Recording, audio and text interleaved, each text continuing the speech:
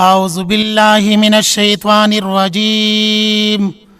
بسم الله الرحمن الرحيم. وبشر الذين آمنوا وعملوا الصالحات أن لهم جنات تجري من تحتها الأنهار كلما رزقوا منها من ثمرة رزقا قالوا هذا الذي رزقنا من قبل وأتوا به متشابها ولهم فيها أزواج مطهرة وهم فيها خالدون. دا د سورة بقری 25 نمبر آیات تے. د دې آیات مبارکه مضمون ربط و مناسبت او د ټولو مفرداتو تشریح شوی وا سوا د ولهم فیها ازواج مطهره وهم فیها خالدون. د دې جملې مبارکي تشریح د مفرداتو نه دی بیان کړل شوی، داغي بیان نننی درس نه کولی شي. د جنتیانو د پاره یا د قرآن پاک منونکو د پاره زیری په دغه آیات مبارکه کې بیانېدلو. په دې زیری کې الله پاک څلور خبرې غټ عنوانونه څلور مونږ په ګوته کړي وو په باب د تفسیر کې. یو دا دی چې محل د اوسېدلو یې ته بیان کړی و، جنات تجري من تحت الانهار. دویم د خوراک انتظام، کلما رزقوا منها من ثمرة رزقا. دریم د ژوند ملګری، د دغه دریم نعمت تذکره د دې ځای نه بیانېږي. ولهم د دغه جنتیانو د پاره فیها په دغه جنت کې ازواجن بیبیانې به وي مطهره پاکې کړل شوي. دا دریم نعمت دی. اوس د آیات مبارکه د مفرداتو په لمن کې لفظ ولهم باندې وضاحت کوو. آیات مبارکه کې ولهم لفظ ده. مفسرین کرام فرمایي دا د بیبي او د خاوند تعلق دا به صرف په جنت کې، اهل جهنم به د دې نه محروم وي. کله چې اهل جهنم د هغې نه محروم دي او دا صرف د آل جنت والا د پاره یو نعمت ته، نو آیات مبارکه کې ولهم الفاظ بیان شول. ولهم د دغه جنتیانو د پاره با فیا په دغه جنت کې ازواجن بیبیانې وي. آیات مبارکه کې فیها لفظ ده،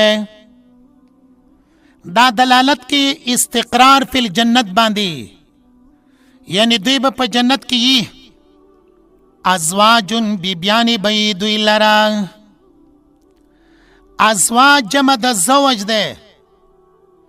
زوج لفظ په عربی کې نارینا زنانا دواړو باندې اطلاق کولی شي.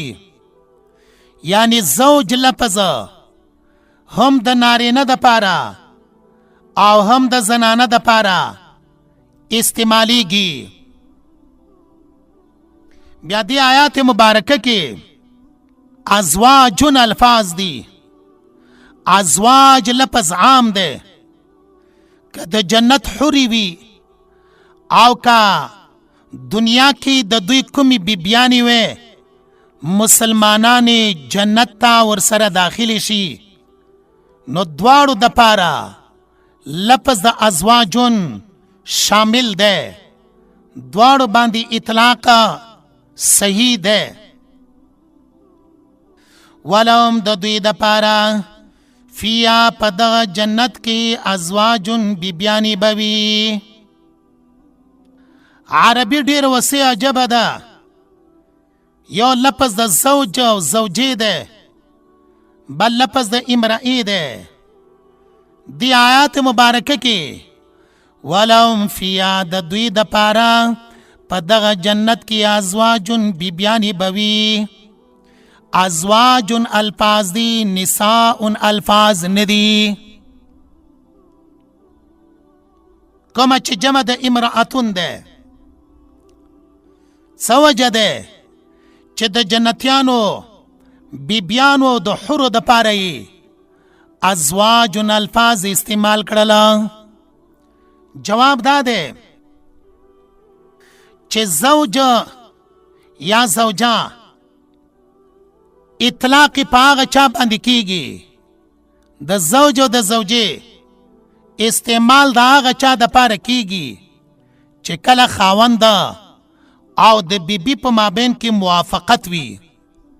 دغه موافقت عقیدي، نو چې کله د یو بل سره موافق وي، یو بل سره محبت وي، یو بل سره مناسبت وي، یو بل باندې د زړه نه خفه کیږي. قرآن مجید کې الله پاک لفظ د زوج یا د زوجې سره تعبیر کوي، او کچرته د یو بل سره موافقت نه وي، بیا په قرآن مجید کې امرأتون سره تعبیر ده. وګوره د نبی کریم صلی الله علیه وسلم ازواج مطهرات د بیبیانو چې د مسلمانانو میندې دي، هغوی نه الله پاک په سورت احزاب کې ازواج سره د هغوی نه تعبیر الله پاک په زوج لپس سره کړی دی، ازواج لپس سره تعبیر شوی ده. سورت احزاب 6 نمبر آیات، 28 نمبر آیات، 50 نمبر آیات.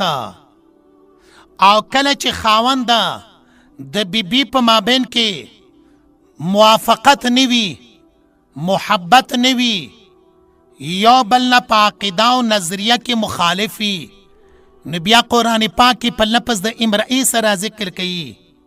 لکه د حضرت نوح علیه السلام بیبي کافره وه، امرأة نوح الفاظ سره الله پاک تعبیر کړی ده سورت تحریم 10 نمبر آیات کې. دارنګه د لوط علیه السلام بیبي کافره وه، الله پاک په سورت تحریم کې تعبیر کړی ده امرأة لوط الفاظ سره الله پاک تعبیر کړی ده.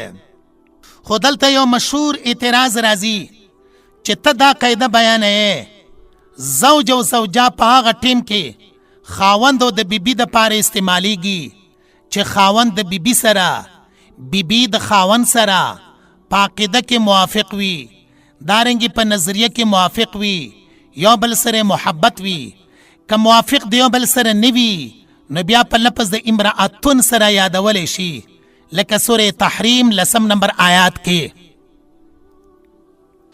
ابراهیم علیه السلام بیبي د ابراهیم علیه السلام سره موافقه وه.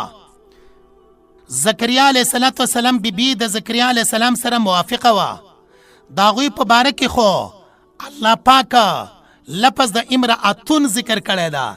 ابراهیم علیه السلام بیبي په باره کې دي وامرأته قائمة، د ابراهیم علیه السلام بیبي ولاړه وه.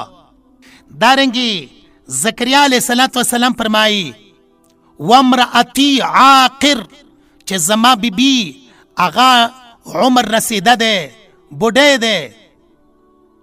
نو دلته کې خو 2 پیغمبران دي، او د دې دواړو پیغمبرانو بیبیانې د دغه دواړو پیغمبرانو چې د دغه بیبیانو خاوندانو هغوی سره موافق دي، هغوی نه مخالف نه دي.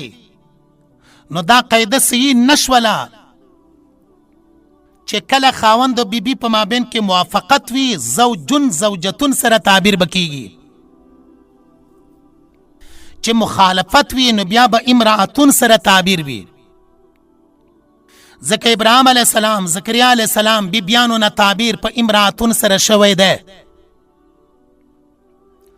جواب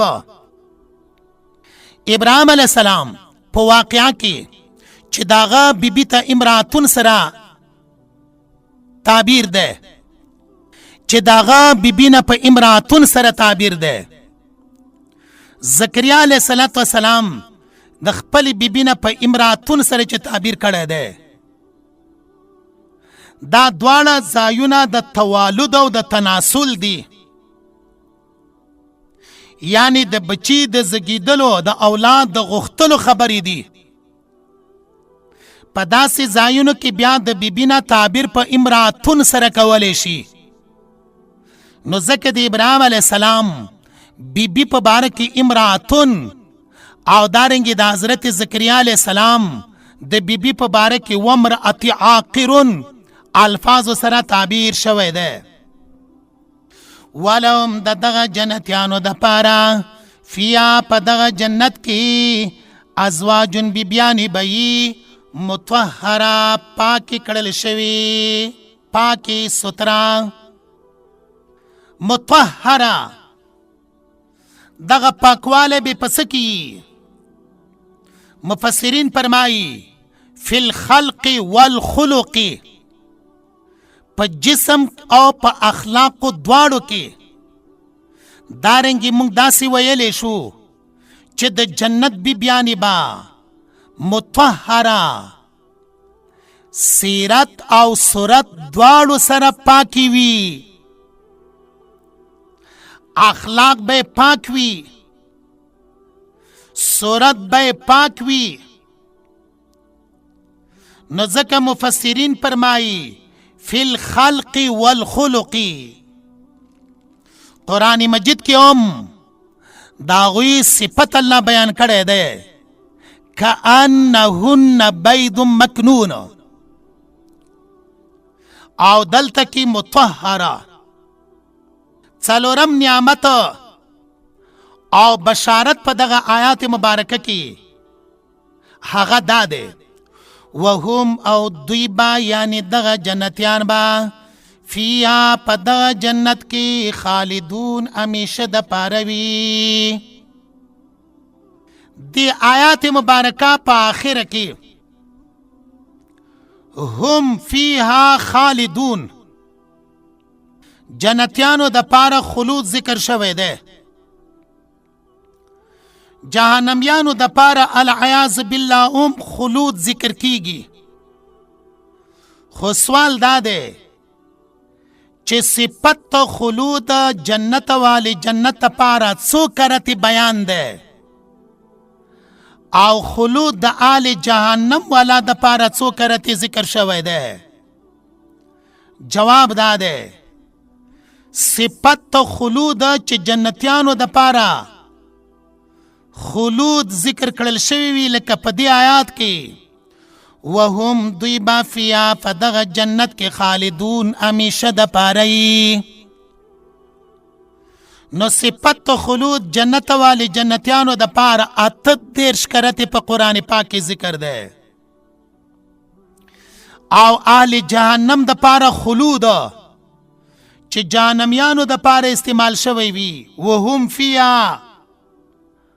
خالدون. الفاظ خو د جنتیانو د پاره دلته کې دي، جهنميانو د پاره خالدین فیا خلود صفت بیان شوی ده.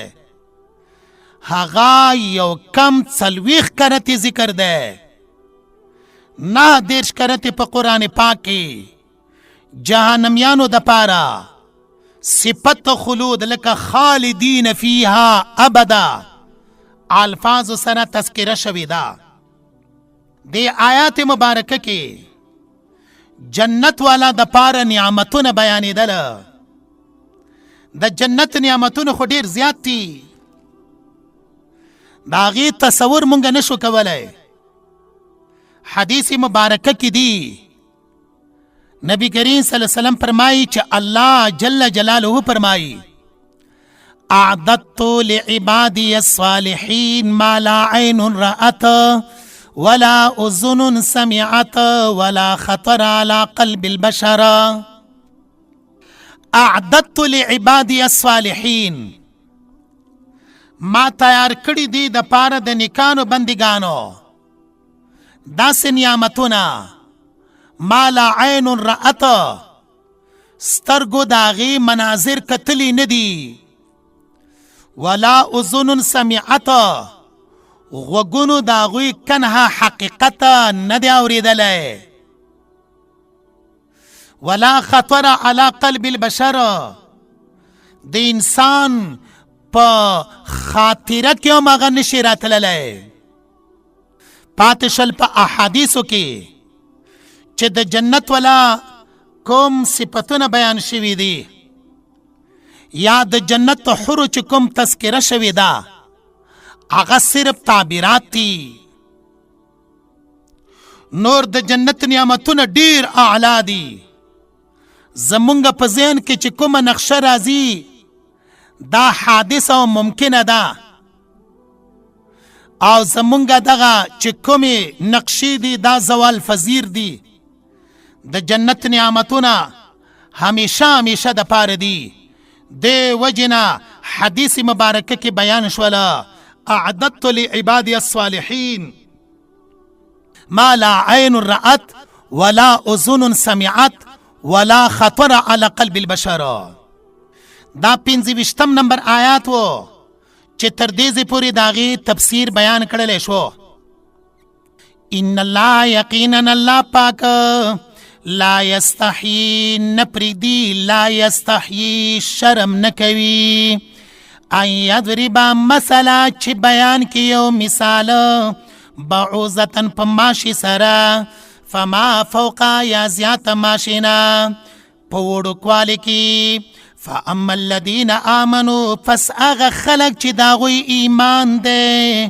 فیعلمون پس اغوی عقیده ساتی انه الحق چې دغه مثال برابر دی من ربیم د طرف د رب د دوی واما الذین کفروا ارچ اغا خلق چې هغوی کفر کړی دی فیقولون ندوی وائی ماذا اراد الله څه غواړي الله بهذا په بیان د دغه مثال سره بهذا مثلا په بیان د دغه مثال سره یضلوا بلاری کوي الله به په بیانولو د دغه مثال کثیرا ډیر خلق لرا ويهدي الله پاک په سم لار باندې روانوي په دغه مثال بیانولو سره کثیرا ډیر خلق لرا وما يدل به نبی لاری کوي الله پاک په دغه مثال سره الا الفاسقین مگر نافرمان خلق دا د سورۃ بقره 26 نمبر آیات ہے د دې آیات مبارکه یو ربط و مناسبت ته دویم د دې آیات مبارکه مضمون ده دریم د دغه آیات مبارکه د مفردات و تشریح ده نو د دې آیات مبارکه مضمون په دې الفاظو سره مفسرین بیان کړی دی جواب د دویم سوال نه هغه دا چې ماذا اراد الله بهذا مثلا الله پاک دا مثالونه ولی بیانوي نو جواب کړی دی په حکمت سره چې د مثالونو په بیانولو کې حکمت ده هغه دا چې یو خو تمیز جداواله راولي په مابین د مسلمانانو کافرانو کې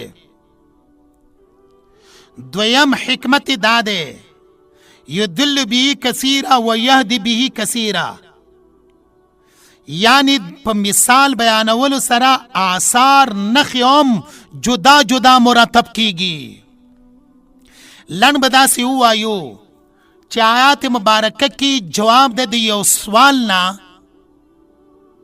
او دغه جواب لن بداسي وایو چې آیات مبارکه کې جواب د یو سوال نه په بیان د حکمت په دو طریقو باندې دای مضمون شولو او دا مضمون د آیات مبارکه سره په ابتدا کې لیکلی شي.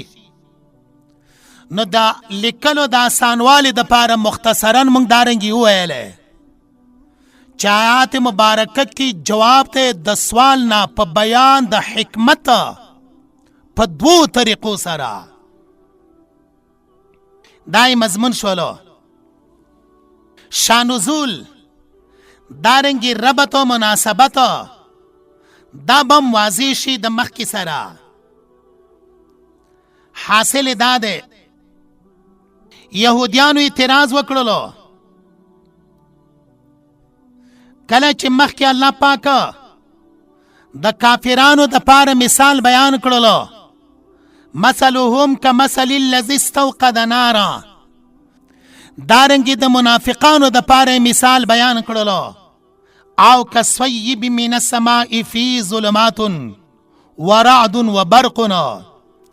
نو دغه یهودیانو وویلې چې دا څنګه د الله پاک کتاب دی مونږ یې نه منو. دې کې خو مثالونه بیانېږي. الله مثالونه بیانولو ته احتیاج نه لري. الله پاک د مثال بیانولو سره څه کار دی؟ ځکه موږ دا کتاب نه منو. نو د دې خبرې جواب الله پاک وکړلو په دې الفاظ مبارکو سره ان الله لا یستحیی ان یضرب مثلا ما بعوضا. حاصل د جواب دا دی چې مثال الله پاک د مخاطبینو د پوهې د پاره بیانوي. الله پاک مثالونو ته نه دی محتاج بلکې د مخاطبینو د پوه کولو د پاره الله مثال بیانوي. نو دای شانزول او ربط و مناسبت هم د مخکې سره حاصل شولو او دای تعلق شولو د مخکې سره. ان الله یقینا الله پاکه لا یستحیی شرم نکوي ان یضرب مثلا چې بیان کی یو مثال بعوده په ماشي سره. آیات مبارکه کې لفظی ترجمه بیان شولا مضمون او ربط بیان شولو. اوس تشریح د مفرداتو ذکر کیږي. سوال دلته کې جواب د منافقانو د يهوديانو د کافرانو د دې خبرې نه چې الله د مثالونو سره څه کار دی. جواب په لا یستحیی سره ولې شروع شولو؟ په آسانو الفاظو کې داسې وایو چې کله الله پاک دوی ته جواب ورکوي نو دغه جواب الله پاک په لا یستحیی سره ولې بیانوي؟ داسې طرز د جواب د پاره ولې منتخب شولو؟ ان الله لا یستحیی. جواب د دې خبرې د پاره دا دی چې دغه ګستاخه خلکو دغه بیادبه خلکو سوال په دغه طریقې باندې کړی و چې الله شرم نه کوي چې داسې مثالونه بیانوي. نو ځکه جواب کې هم الله پاکه ان الله لا یستحیی جواب لا یستحیی سره شروع شولو. دا معنا بیا حیا چې د صفت سلبیه مقیده په دې کې ذکر شوی ده. دارنګي ثبوت حیا یا صفت حیا الله پاک د پاره ذکر کړل شوی دی. ثبوتان اس او دارنګي سلبان دواړه لکه حدیث ته بهقی شریف کې دی ان الله یستحیی من ذی شیبة المسلم ان يعذبه. الله پاک داغ سپینګری مسلمان د سپینو یختو په وجه باندې شرم کوي چې هغه ته سزا ورکي، هغه جهنم ته داخل کی. چې دی شوی دی په مسلمانه کورنۍ کې، ځوان شوی دی د مسلمانانو په ټولنه کې، اخته تک تور و هغه تک سپین شوي دی په اسلام کې. ان الله یستحیی، الله پاک شرم کوي چې دې سپینګیري بوډا مسلمان ته الله پاک سزا ورکی، عذاب ورله ورکی. دلته کې یستحیی حیا صفت الله پاک د پاره ثبوتن بیان شوی دی په حدیث مبارکه کې. دویمه یو بل حدیث مبارکه ده، ان الله حیی کریم اذا رفع الیه العبد یدیه ان یردهما صفرا. دی حدیث مبارکه کې هم صفت حیا دا الله د پاره ثبوتن ذکر ده. ان الله حیی، الله پاک ډیر شرم کوي کله چې یو ګناهګار بنده الله پاک ته لاسونه پورته کی، ان یردهما صفرا، چې الله پاک د ده لاسونه خالی راولېږي. الله پاک د دغه ګناهګار لاسونه چې الله ته پورته کړي دي، خداوند کریم شرم کوي چې دا خالی ولېږي بغیر د بخانې نه. نه زمونږ رب ډېر غفور ذات دی. زه اکثر ملګرو ته وایم چې سید د نیک سړي نه دعا غوښتل پکار دي. هغه ته دا درخواست پکار دی چې مونږ ته دعا وکړه. یوازې نیک سړی نه، دعا د هر چا نه غواړه. یو ځل حضرت عمر رضی الله تعالی عنه عمرې ته روان دی. دی خپله فرمایي چې رسول الله صلی الله علیه وسلم خوا ته راغللمه، عرض مې وکړلو یا رسول الله زه عمرې ته تللی شم، اجازت دی؟ اجازت اخیستلو دپاره راغلی وم. نبی کریم صلی الله علیه وسلم ما ته اجازت وکړلو. کله چې یو څو قدمه وړاندې لاړمه، د دغه مجلس نه رخصت شومه، نو نبی کریم صلی الله علیه وسلم شاته په ما پسې آواز راکړلو، یا اخیا لا تنسین فی دعائکا، اے زمونږ وروره ګوره مونږ په دعا کې هیر نه کې. رسول الله صلی الله علیه وسلم سید الاولین والآخرین، سید البشر، سید الرسل، هغه خپل امتی ته په څومره دلکشش الفاظو باندې، زړه ته راښکودونکي الفاظو باندې دارنګې ارشاد فرمایي مونږ په دعا کې مه هېروه. نو دعا د خپل حقدارانو نه هم اخلی. پلار دی د هغه دعا الله قبلوي، د هغه نه دعا واخله. مور ده د هغې نه دعا واخله، الله پاکه د هغوی دعا قبلوي. زیاته مؤثره دعا د پلار او د مور دی، ځکه هغه اولاد ته دعا چې کله کوي د زړه د تله یې کوي، په ډېر اخلاص باندې کوي.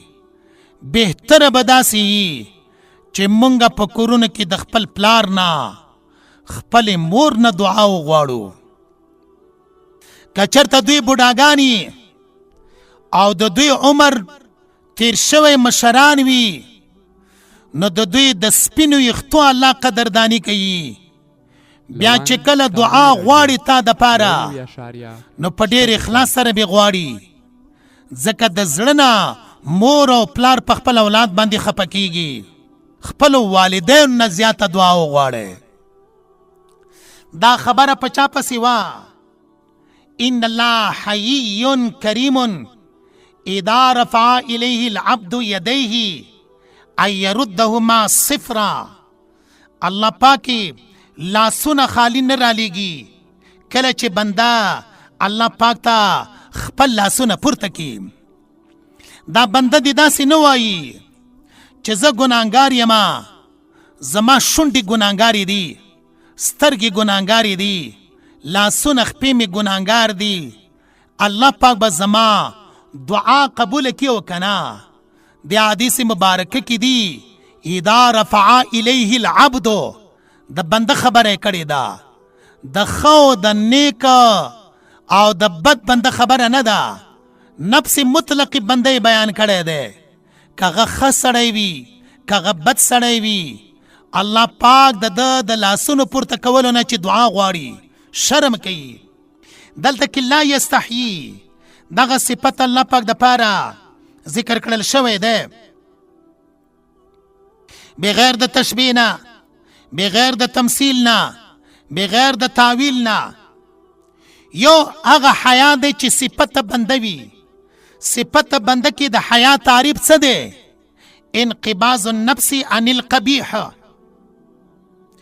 انقباض النفس عن القبیح. د بد کار نه چې د سړي د بدنامۍ د پاره ذریعه جوړیږي، د هغې نه ډډه کول، د هغې نه ځان لرې ساتل، دې ته ویل کېږي حیا. خدا په صفت بنده کې ده.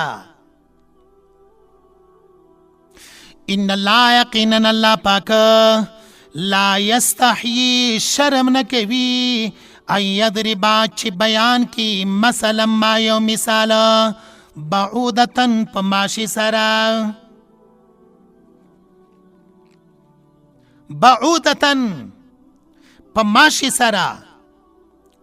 دی آیات مبارکه باندې کمونګه نظر واچو نو یو لفظ ان یضرب ده، ضرب لفظ په دې ځکه بیان شوی دی. د دې تفسیر مفسرینو کړی دی په یبینو سره، دارنګې په لفظ د یجعلو سره. سوال کله چې ان یضربا په معنا د ان یبین سره دی، نو ان یضربا الفاظ الله پاکه ولی ذکر کړله؟ جواب لفظ د ضرب کې چسپانولو معنا پرته ده، بیا مثال د ممثل له سره تطبیق کولی شي، ځکه ان یضربا لفظ د ضرب سره تعبیر وشولو. مثلا ما دلته د ترکیب په لحاظ سره مثلا ما مفسرین فرمایي لفظ د ما زائد ته د پاره د تاکید د مثلا بیان کړل شوی دا، او د بعودتن دا بدل دی د چانه د مثلا نه.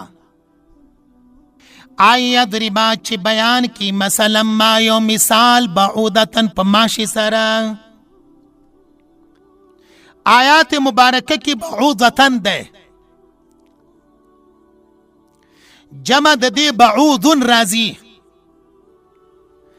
بیا بعودتن وړو کې ماشي ته ویلی شي، او هغه غټ ماشي ته لفظ د بقن استعمالیږي. نو بعوزتن په وړو کې ماشي سره د لفظي معنا شوله. غټ ماشي ته بقن ویلی شي، وړو کې ماشي ته بعوزتن ویلی شي. نو بیا په دغه آیات مبارکه پم دغه لفظ کې بعوزتن په تام باندې تنوین هم ذکر شوی دی. دام د پاره د تحقیر دی، د حقارت د پاره دی. نو آیات مبارکه کې ترجمه بدارنګ شي ان یضربا چې بیان کی مثلا ما یو مثال بعوزتن په وړو کې ماشي سره. سوال دا راځي چې دلته بعوزنې ولې بیانولو؟ جواب دا دی د پاره د حقارت دی، د پاره د سپکوالی دی. د دنیا مثال هم الله پاک چې بیانوي په بعوضه سره تعبیر کړی دی په مثال کې. هغه دا دی چې رسول الله صلی الله علیه وسلم فرمایي لو كانت الدنيا تعدل عند الله جناح بعوضة، کچرتا د دنیا قدر او قیمت دا الله پاک په نیز باندې د وړوکي ماشي د وزر په مقدار باندې وای، نو کافر ته به یو چونګ ترېنه نو ورکړی. د اوبو په غاړه باندې چې سړی ناسي او په یو لاس کې په یو لپه کې اوبه راواخلي یو چونګه، دوره مقدار باندې به الله پاک کافرانو ته نه ورکړی. بیا د دنیا مثال بعوضه په میاشي سره ولې ورکي؟ یو وجه دا دی چې حقارت کې ورکي. دویمه وجه دا دی د ماشي خپل خاصیت دا دی کله چې دی وږی وي ژوندی پاتې کېدلی شي، او د یو حیوان یا د انسان د بدن نه چې کله وینه جذب کی ویس کی او موړ شي، نو دغه ماشه بیا مړ کېږي په خپله. دارنګې یو تن چې کله د دنیا په اسبابو سامانونو سره موړ شي، نو روحاني طور سره دی مړ کېږي. روحاني طور سره دغه انسان بیا مړ کېږي. بیا ډیره عجیبه خبره دا ده چې قرآن پاک کې الله پاک 11 حیوانات بیان کړي دي. په اوله کې د ټولو نه زیات وړوکی حیوان بعوضتن ماشی چې هغه وړوکي ماشي ته ویلی کېږي. آخره کې غټ حیوان علم تر کیف فعل ربک باصحاب الفیل، فیل بیان کړی دا. نو که چېرته چا پوښتنه وکړله چې قرآن پاک کې څومره حیوانات بیان دي، جواب دا دی 11 حیوانات غالباً بیان کړل شوي دي. دغه 11 حیوانات په قرآن پاک کې چې راځي هغه دا دي: بعوضه، عجل، خنزیر، حمار، طیر، فیل، انعام، بهیمه، غراب، قرده، ضأن، معز، ابل، ناقه، ثعبان، حیه، جان، جراده، قمل، ضفادع، دارنګې سمک، کلب، ذئب، بغال، نحل، ذباب، او دې سره نمل، هدهد، عنکبوت، دابة الارض، فراشه. دا 13 حیوانات په قرآن مجید کې بیان کړل شوي دي. د دې تذکره چې کله راځي د دوی د ذکر کېدلو وجوهات به مونږ بیانوو او د هغوی تفسیر تشریح به انشاءالله تعالی په خپل ځای باندې کوو. خو عجیبه خبره لکه وړاندې مې وویلې دا ده چې په قرآن پاک کې د ټولو نه وړوکی حیوان بعوضه دا په اول کې ذکر دی او د ټولو نه غټ حیوان فیل دا په آخر کې ذکر کړل شوی دی. ان الله یقینا الله پاک لا یستحیی شرم نه کوي ان یضرب مثلا چې بیان کی یو مثال بعودتن په ماشي سره فما فوق یا زیات ماشي نه په وړوکوالي کې. آیات مبارکه کې فما فوق الفاظ دي. فوقیت په 2 قسمه ده، یو غټوالی کې چې د ماشي نه غټ وي، دویم وړوکوالی کې چې د ماشي نه وړوکی وي. مفسرین فرمایي فما فوق دلته کې فوقیت وړوکوالی کې ته نه مراد ده، یعنی که ډیر وړوکی وي د ماشي نه بیا هم الله پاک مثال بیانوي. سوال د دغه مثالونو بیانولو دپاره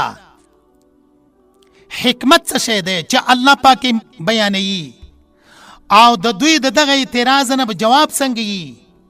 هغه دا چې حکمت الله پاک په 2 طریقو سره بیان کړی ده.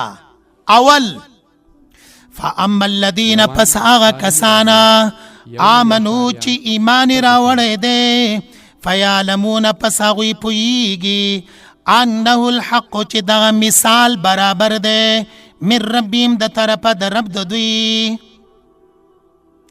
حاصل دا اولنی حکمت دا ده مثالونه الله پاک ځکه بیانوي چې تمیز کوي، جداوالی راولي، یو بل نه جدا کوي.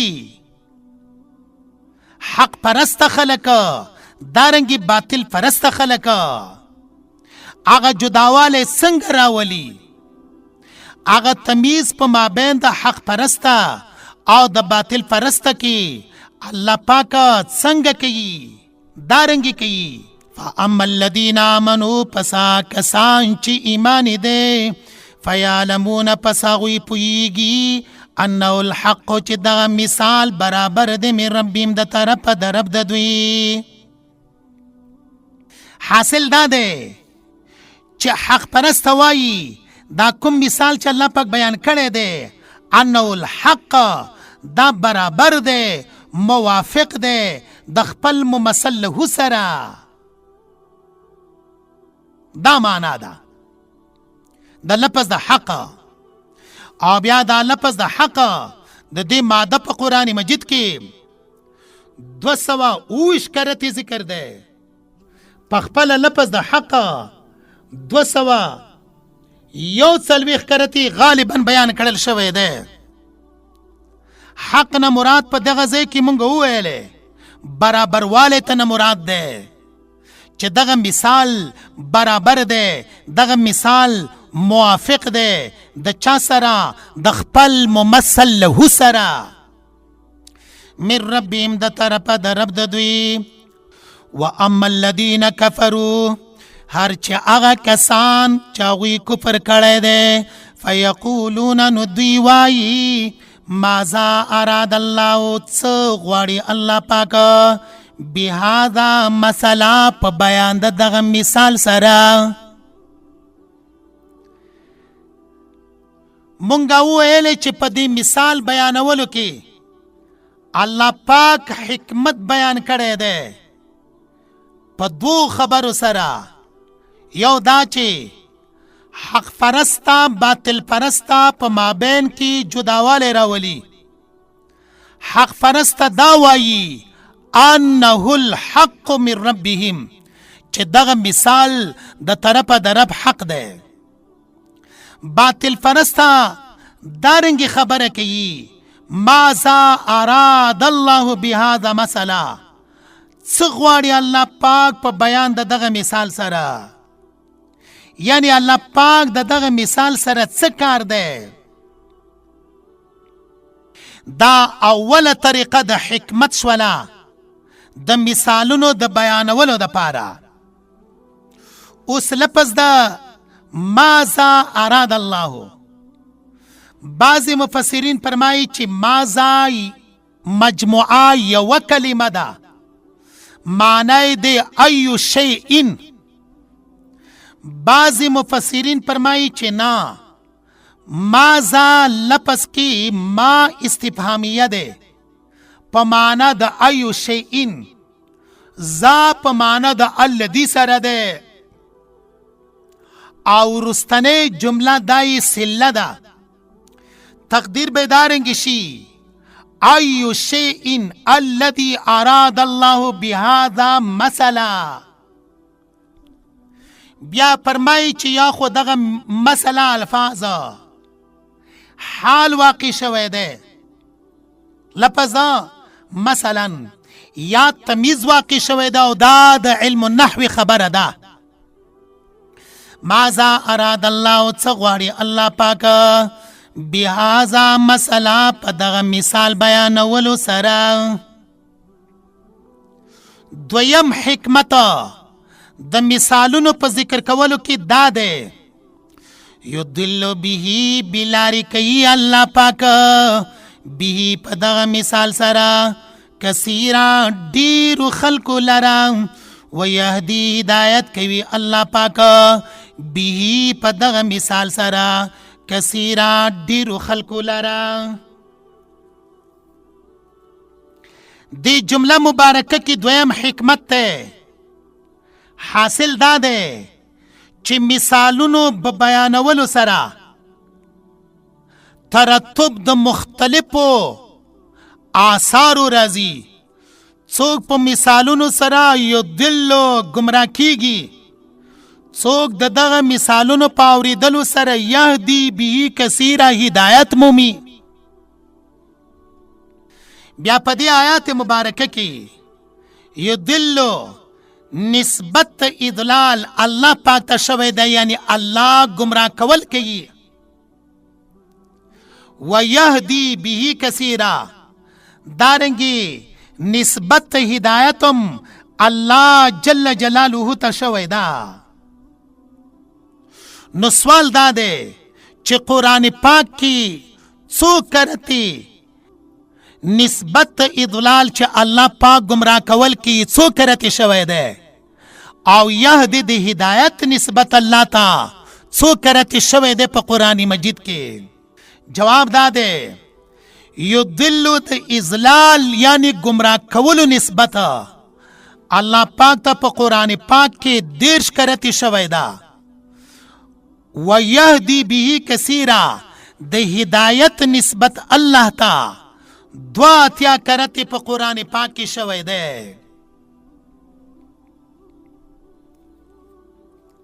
بیا دا هدایت چې الله پاک ته نسبت شوی دی حقیقی معنی خلق د هدایت، توفیق د هدایت ورکولو الله دې مونږ ټولو ته نصیب کی. او بیا دا هدایت کله مشروط وي په صفت انابت باندې، لکه سورہ رات کې براشي الله پاک فرمایي وَيَهْدِي إِلَيْهِ، الله پاک ہدایت کئی خپل ځان طرف ته هغه چاته چې هغه کې انابت وي. انابت پکې راشي الله ته هدایت کئی. یهدی بی کثیرا ہدایت کی اللہ پاک پا دغا مثال سرا یا پا بیانولو دی مثال سرا بیہی ضمیر یا خو مثال تا راجی دے یا ضرب المثال تا راجی دے.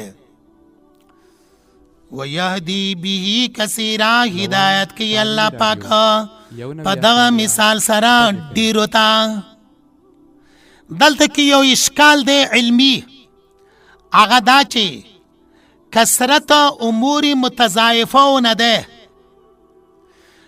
یا دا سی بمونگا آسان طریقی باندی ہوایو چی کسرت پا یو طرف کی راتلیشی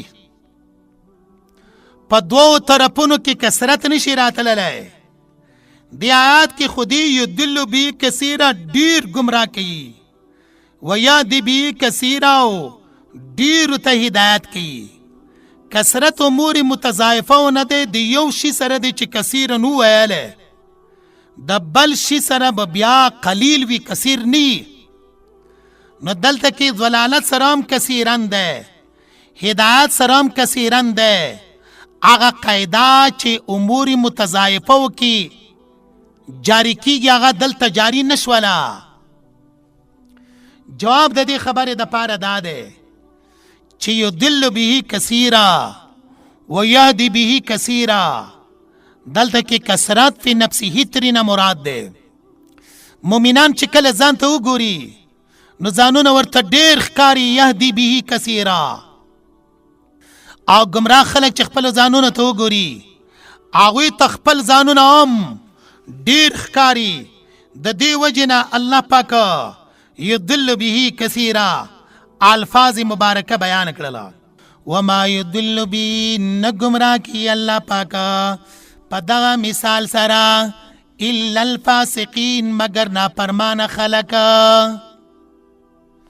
الا الفاسقین مگر نافرمان خلقا. وما یضل به الا الفاسقین نگمراہ کی پدغا مثال سرا مگر فاسقان خلقا. سوالا وما يدل به الا الفاسقین سرا آیات مبارکہ ولی ختم شولو؟ جوابا پدغا الفاظ سر آیات سکا ختمی گی چیو اشکال زیان ترازی آغا دا چی دیر خلق ولی اللہ پاک گمراہ کرلا جواب وما يدل به الا الفاسقین. دا ډیر خلک چې الله پاک گمراه کړل دا په وجه دا په سبب د فسق د دوی باندې چې دا خلک فاسقان وو ځکه الله پاک گمراه کړل. راځو لفظ د فسق ته الفاسقین. فسق په لغت کې څه ته وایي؟ فسق په عرب کې څه ته وایي؟ همدارنګې فسق په شریعت کې څه ته وایي؟ فسق په لغت کې اخراج من الشی ته وایي. عرب کې فسق ویل کېږي وتل د حد نه په ضرر ورکولو سره. لکه حدیث مبارکه کې دی 5 فواسقه، 5 داسې حیوانات دي لکه مار، لړم، خوړونکی سپی چې هغه د خپل حد نه وتلی دي په ضرر ورکولو سره بل چاته. دا که په زمین حلال ځمکه کې وي یا زمین حرم شریف کې وي قتل دته جایز ده. نو دغه 5 شیانو ته فواسق الفاظ استعمال شوي دي. فواسق ولې ورته وایي؟ دام د خپل حد نه وتونکي دي په ضرر ورکولو سره. شرعنا فسق څه ته وایي؟ اطاعت الهیه نه وتل. فاسق مونږه چاته وایو؟ هغه چاته وایو شرعن چې د الله پاک اطاعت ته تابعدارۍ نه راوتلی وي. نو بیا دغه وتونکی د الله پاک د اطاعت نه که کلن مکمل ټوله معنا سره دی راوتلی و نو هغه ته بیا کافر ویلی شي. بعضن که چېرته په بعضې معنا سره دی راوتلی و نو هغه ته بیا عاصي مؤمن ویلی شي. بیا که چېرته چا پوښتنه وکړله چې دا لفظ د فاسقین یا لفظ د فسق په قرآن پاک کې څو کرتې ذکر شوی دا؟ جواب دا دی 50 کرتې د دې لفظ او د دې مادې تذکره شوې ده په قرآن پاک کې. او فسق بیا څه ته وایي؟ کله ناکله ګناه کبیره ته فسق وایي، کله شرک باندې اطلاق د فسق کولی شي، کله هغه کبیره ګناه چې د کفر نه کمه مقدار باندې هغې ته هم لفظ دا فسق استعمالیږي. حاصل د آیات مبارکه دارنګې شولو چې دې آیات مبارکه کې جواب و د دوی د هغه سوال نه چې دا مخکې مثالونه په قرآن پاک کې بیان شولو. الله پاک د داسې مثالونو نه شرم نه کوي العیاذ بالله. جواب ان الله لا یستحیی ان یضرب مثلا ما بعودا. مثال الله پاک د خپل ځان د حاجت لپاره نه بیانوي بلکې مخاطبین په داسې مثالونو زده کولو بیانولو کې محتاج دي هغوی ته الله پاک بیانوي. بیا د مثال د بیانولو حکمت بیان کړلو په 2 طریقو باندې. یو د حق پرسته او باطل پرسته په مابین کې جداوالی راولي. حق پرسته وایي چې دا مثال حق ده، باطل پرسته وایي چې د دې مثال سره د الله څه کار ده. دویم حکمت دا ده چې دې مثال سره الله پاک ډیرو خلکو ته هدایت کوي، ډیر خلک الله پاک گمراه او بلاري کوي. نو 2 حکمتونه بیان کړله، جواب د سوال وکړلو او دغه آیات مبارکه مونږ تشریح او تفصیل هم د مفردات بیان کړلو. خصوصا هغه خبره چې لفظ د بعودتن کې تفصیل راغللو چې قرآن پاک کې د 11 حیواناتو تذکره شوې ده. د ټولو نه اول وړوکی حیوان بعوضه وړوکی ماشي ته ویل کېږي او په آخره کې غټ حیوان چې هغه فیل دی. او بیا مونږ هغه 11 حیواناتو صرف نمونه واغستل چې د هغې بیان به آینده په تفسیر کې انشاء الله تعالی راځي. مونږ به انشاء الله تعالی د هغې وضاحت کوو چې د هغوی تذکره ولې شوې ده. واخر دعوانا ان الحمد لله رب العالمین.